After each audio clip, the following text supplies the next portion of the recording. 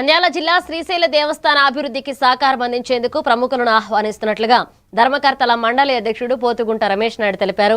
కేంద్ర మంత్రులు, ముఖ్యమంత్రులు, పారిశ్రామికవేత్తలు, దాతలు శ్రీశైలం క్షేత్రాన్ని సందర్శించాలని కోరుకున్నట్లుగా చెప్పారు. భక్తులకు మెరుగైన సౌకర్యాలు కల్పించడంతో పాటు క్షేత్రాన్ని మరింత ఆధ్యాత్మిక కేంద్రంగా తీర్చిదిద్దేందుకు చర్యలు చేపడుతున్నట్లుగా తెలిపారు. శ్రీశైలం జ్యోతిర్లింగం శక్తిపీఠం కలిగిన అరుదైన పుణ్యక్షేత్రం అని పేర్కొన్నారు. ఈ దేవస్థానానికి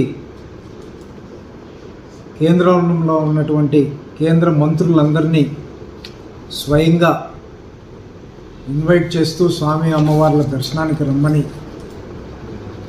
ఒక లెటర్ రాస్తూ శ్రీశైల దేవస్థానం చరిత్ర యొక్క విశేషాల ముఖ్యమైన విషయాలను కొన్ని దీంట్లో పొందుపరుస్తూ వారికి రిజిస్టర్ పోస్ట్ ద్వారా ఈ లెటరు మరియు మెయిల్ ద్వారా కూడా పంపించి ఆహ్వానించడం ఈరోజు శ్రీకారం చుట్టడం జరిగింది.